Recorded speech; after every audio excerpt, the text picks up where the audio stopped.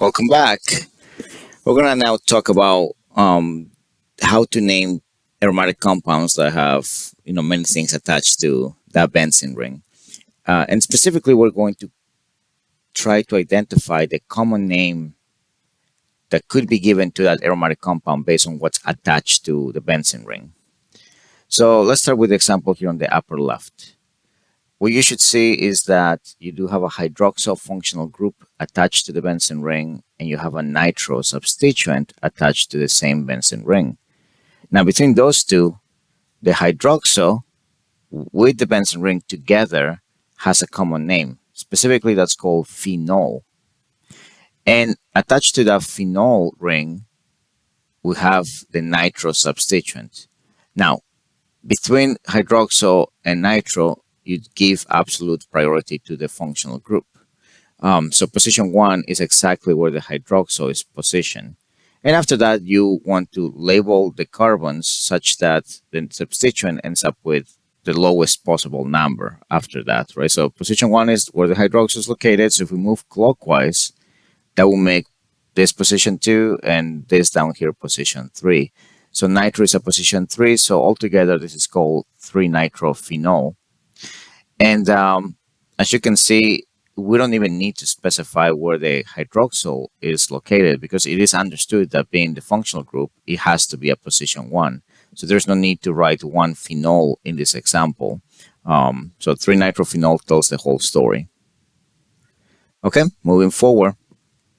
Here on the upper right example, we have a bromo substituent, we have a methoxy substituent, and then we have an ethyl substituent. And basically what you want to realize is that between, or among rather, all three of these substituents, methoxy directly bound to the aromatic ring has a common name. Specifically, the common name of this combo is anisole. And so for anisole, we'll have position 1 right where the methoxy group is located. And then we basically go ahead and name the other substituents. We have bromo and we have ethyl. So bromo takes alphabetical priority over ethyl.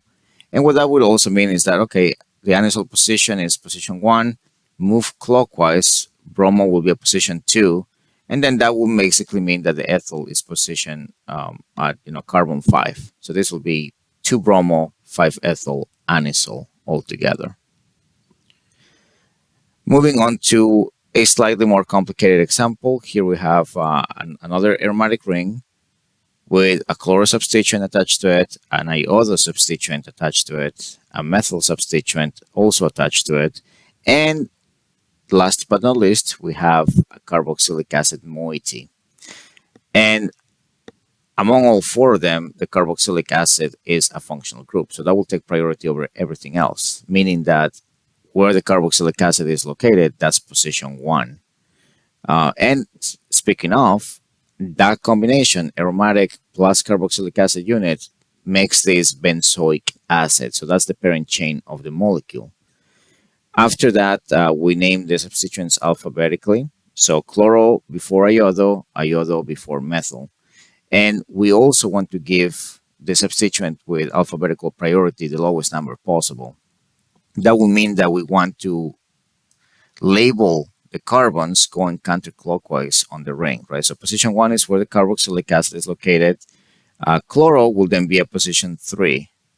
Iodo will be at position 4. And methyl will be at position 6. So altogether, this is 3 chloro, 4 iodo, 6 methyl benzoic acid, right? And then that tells you the whole story about it. And just like phenol, you don't specify where benzoic acid is located or where the carboxylic acid is located because it is understood that as a functional group, it takes priority. One last thing I should mention about this molecule, which you may have already noticed, and we'll see a similar thing happening on the next example, is that you could have maybe considered that you have methyl attached to the benzene ring. So you might have wanted to call this toluene instead. And then the question becomes, well, how do you know which one you're going to favor, benzoic acid or toluene? And there's a couple of ways to go about answering that question.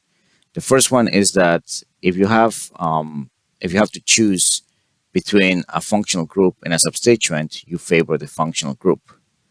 unless of course that combination has a common name of itself, like toluidine, right? That's the one example where the substituent plus the functional group combined together to give you a new name. But out of all the examples that we've talked about, it's probably the only one. So functional group is to be preferred over substituent as far as coming up with a common name. So with that in mind, let's look at the last example. We have an amino, um, functional group, bound to the aromatic ring. We have a tert-butyl substituent here on the left, this is on the right side of the molecule. On the left side, we have an isobutyl substituent. And down here, we have an ethoxy substituent, right? So out of all these things, hopefully you've already, arrived at this conclusion. But out of all these things, the one that gives you a common name is the combination of aromatic ring plus the NH2. This is none other than an aniline example. And aside from that, basically it just comes down to the same logistics as before. We name everything alphabetically. So you just have to remember though that for tert-butyl and sec-butyl, it's the letter B of butyl that counts for alphabetical purposes. Whereas things like isobutyl, isopropyl, I is what counts for alphabetical purposes. So it's just something to remind you of that you probably already know, but it doesn't hurt to kind of remind you of that. All right, so between B of tert-butyl and I of isobutyl and E of ethoxy, tert-butyl wins in terms of the numbering. So that will be what takes priority alphabetically. After tert-butyl, we should have ethoxy, and after ethoxy, we should have isobutyl. And just like before, where the functional group was located, that's position 1, right? So you just want to label the carbons to favor the group that is got alphabetical priority, and that's tert-butyl. So we're going to be moving clockwise on the ring. And that will mean that this is going to be called 2 tert-butyl, 4 ethoxy, and 5 isobutyl aniline. So that's basically how you add and tackle this type of problems. Determine where position 1 is, and after that, based on the alphabetical priority, determine whether you're going to be moving clockwise or counterclockwise.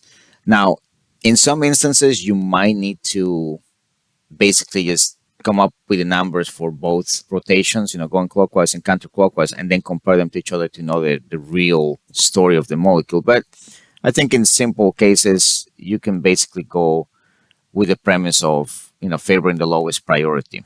So anyway, hopefully this gives you an idea how to go about naming molecules. But in the next video, we're going to start talking about the true nature of what aromaticity is all about. So I'll catch you up on that video.